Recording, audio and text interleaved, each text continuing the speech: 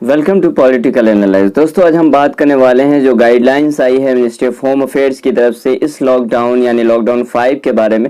उसी को डिस्कस करेंगे बहुत ही डिटेल में कि कौन सी चीज़ खुली रहेगी, कौन सी चीज़ बंद रहेगी, क्या एक इंडिविजुअल्स के लिए कितनी प्रोविजन है बाहर आने और जाने की। तो इन तमाम चीज़ों को देखेंगे। तो चलिए देखते हैं, लेकिन इससे पहले अगर आप नए हैं तो सब्सक्राइब कर लीजिए, बेल आइकन प्रेस कर लीजिए और प्लीज़ वीडियो को एंड तक देखिएगा और ज़्यादा से ज़्यादा शेयर कीजिएगा। तो आइए देखते हैं आज की वीडियो।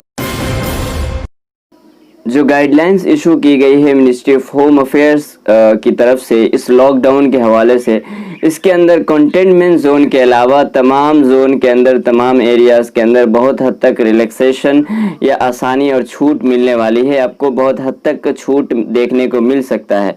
कंटेनमेंट जोन के अंदर वो तमाम तरह रिस्ट्रिक्शन और पाबंदी रहेगी जो पहले थी और अगले 1 महीने तक आपको उसी तरह की सख्ती देखने को मिल सकती है। वहाँ से एसेंशियल एक्टिविटीज़ के अलावा कोई भी शख्स अलाउड नहीं होगा वहाँ से निकलने के लिए या वहाँ जाने के लिए। ये तो कंटेनमेंट जोन की बात। उसके अलावा को 3 फेज़ के अंदर डिवाइड किया गया है। फर्स्ट फेज जिसका इम्प्लीमेंटेशन 8 जून से होगा, जिसके अंदर रिलीजियस प्लेसेस, इसी तरीके से रेस्टोरेंट, मॉल्स वगैरह को ओपन कर दिया जाएगा। इसकी जो मज़ीद गाइडलाइंस है ministry of health family welfare की तरफ से मज़ीद आना बाकी है। इसके अंदर जो बातें आ सकती है, यानी इस गाइडलाइंस में रेस्टोरेंट के लिए, मॉल के लिए के सोशल डिस्टेंस को मेंटेन करके रखना है, फिज़िकल डिस्टेंस बनाए रखना है। इसी तरह से जो वर्कर्स हैं उनके लिए आरोग्य सेतु ऐप का इस्तेमाल करना भी कंपलसरी होगा। और इसी तरह से जो अगर मास्क नहीं पहना हुआ है अगर कोई कस्टमर, तो आप उनको अलाउड नहीं करें अंदर आने के लिए। तो इसी तरह की चीज़ें आपको देखने को मिल सकती है मॉल्स। और अगर रिलीजियस प्लेस लाइक मस्जिद वगैरह की बात करें तो मेरे पास एक तहरीर पहुंची थी जो गवर्नमेंट, किसी स्टेट गवर्नमेंट की तरफ से था कि जैसे कि अगर आप मस्जिद में जा रहे हैं तो मस्जिद का जो टॉवल होता है उसको कुछ दिनों के लिए इस्तेमाल ना करें। इसी तरह से मस्जिद की जो एक टोपी होती है उसको भी इस्तेमाल ना करें। वुजू के अंदर भी आपने ख्याल रखना है कुछ हद तक, यानी सोशल डिस्टेंस को भी आपने मेंटेन रखना है। मस्जिद के कारपेट को जब तक मुमकिन हो सके उसको भी अवॉइड कीजिए। इसी तरह से सैनिटाइज करते रहिए वगैरह। इस तरह की चीज़ें आपको जो गाइडलाइंस आने वाला है, यही कुछ इस तरह की चीज़ें आपको मज़ीद देखने को मिलेगी। तो ये बातें जो थी ये फर्स्ट फेज़ के बारे में, जिसका इम्प्लीमेंटेशन 8 जून से होगा। अब चलिए हम बात करते हैं सेकंड फेज़ के बारे में कि सेकंड फेज़ के अंदर आपको क्या क्या छूट मिल सकती है।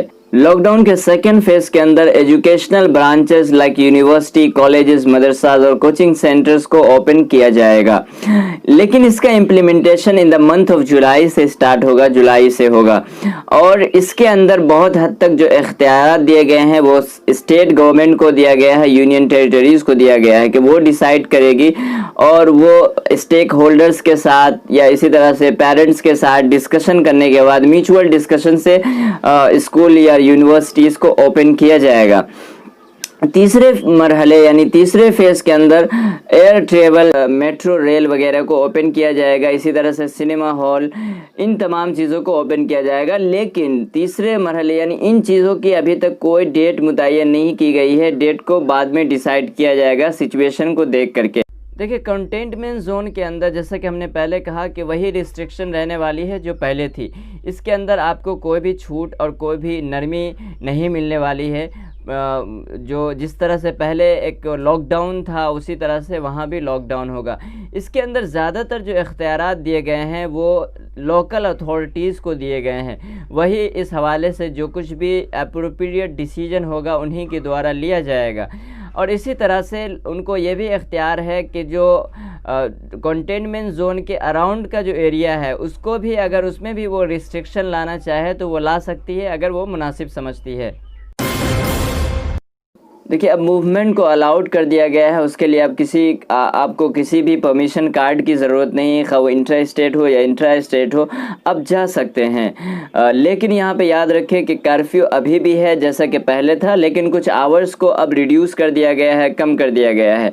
अब जो कर्फ्यू होगा वो 9 PM से लेकर के 5 AM तक का होगा और इस वक्त में निकलना, इस पीरियड में निकलना एक वायलेशन माना जाएगा।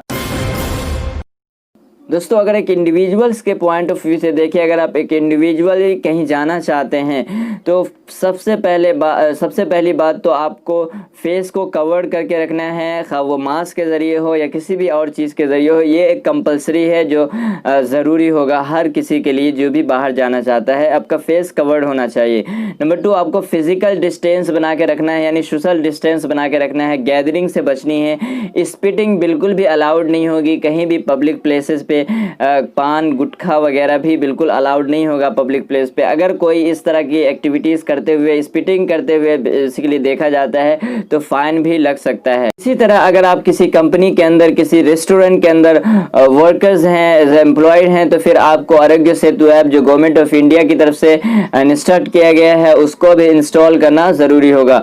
तो ये तमाम चीज़ें जो अभी हमने मेंशन किया उनका पालन करना for each and every person in India के लिए ज़रूरी होगा और उसको कंपलसरी होगा उसके लिए। इसके वायलेशन की सूरत में आपको डिजास्टर मैनेजमेंट एक्ट के तहत आपको यानी सेक्शन 51 to 60 के तहत आपको पनिश भी किया जा सकता है। So this is the end of the video.